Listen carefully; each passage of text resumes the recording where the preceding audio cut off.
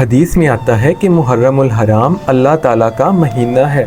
ویسے تو ہر مہینہ ہی اللہ تعالیٰ کا ہے، لیکن جب اللہ تعالیٰ کسی چیز کو اپنے سے منسوب کرتے ہیں تو اس کا مقصد اس چیز کی اہمیت کو ہائی لائٹ کرنا ہوتا ہے، جیسا کہ بیت اللہ اللہ تعالیٰ کا گھر۔ اب تمام گھر تو اللہ تعالیٰ کے ہیں، لیکن بیت اللہ کو ایک خاص اہمیت حاصل ہے۔ اسی طرح حضرت صالح علیہ السلام کی اونٹنی ناقۃ اللہ مطلب اللہ تعالیٰ کی اونٹنی۔ حضرت حسین علیہ السلام کی شہادت محض ایک تاریخی انسیڈنٹ ہی نہیں ہے، بلکہ یہ اسلام کی اصل حقیقت ہے، اسلام کی اصل روح ہے۔ حضرت حسین رضی اللہ تعالیٰ عنہ کی شہادت ہمیں یہ درس دیتی ہے کہ ہم نے سسٹم کے آگے جھکنا نہیں ہے، چاہے ہمیں اپنی جان کا خطرہ ہو، ہمیں اپنے مال کا خطرہ ہو، اولاد کا خطرہ ہو، کسی بھی صورت میں برائی اور غلط کام کا ساتھ دینا ہی نہیں ہے۔ ہم نے اسلام کو بہت ہی آسان سمجھا ہوا ہے کہ مسجدوں میں جا کر بیٹھ جائیں، گھر میں سجدے کر لیں، قرآن پاک پڑھی جائیں، تسبیح کری جائیں، یہی ہم سمجھتے ہیں کہ یہی اسلام ہے۔ لیکن اسلام جان مانگتا ہے، قربانی مانگتا ہے۔ کس چیز کی قربانی؟ جان کی قربانی، مال کی قربانی،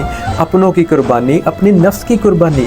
اسلام کی تعلیمات ہی یہی ہیں۔ حضرت حسین رضی اللہ تعالیٰ عنہ کی شہادت ہمیں یہ درس دیتی ہے کہ چاہے ہمیں جان کا خطرہ ہی کیوں نہ ہو، ہمیں دھمکیاں دی جائیں کہ اگر سچ بولو گے نا تو تمہیں مار دیا جائے گا، تمہیں اٹھا لیا جائے گا، تمہارے عزیز و اقارب کو، تمہارے والدین کو، تمہارے بچوں کو اٹھا لیا جائے گا۔ تو آپ نے ان کافروں کے ٹاؤٹ سے ڈرنا نہیں ہے، بلکہ جو تعلیمات ہمیں ہمارے پیارے نبی حضرت محمد رسول اللہ صلی اللہ علیہ وآلہ وسلم نے دی اور ان تعلیمات کو عملی جامہ حضرت حسین رضی اللہ تعالیٰ عنہ نے پہنایا، ہم نے ان تعلیمات پر عمل کرنا ہے، نہ کہ ان کافروں کے ٹاؤٹ سے ڈر جانا ہے۔ یزید کو برا بھلا کہنا بہت ہی آسان ہے، وہ تو اس وقت دنیا میں ہی نہیں ہے۔ کربلا کا واقعہ تو 1346 سال پہلے پیش آیا تھا۔ کربلا کا واقعہ ہمیں یہ درس دیتا ہے کہ موجودہ دور کے یزیدوں کو للکارنا ہے، ان کی طاقت سے ٹکرانا ہے، جس طرح مولا علی کے عظیم فرزند حسین علیہ السلام نے اپنی جان کا، اپنے بچوں کا، اپنے عزیز و اقارب کا نذرانہ تو پیش کر دیا، لیکن اس دور کے ناجائز حکمرانوں کے سامنے اپنا سر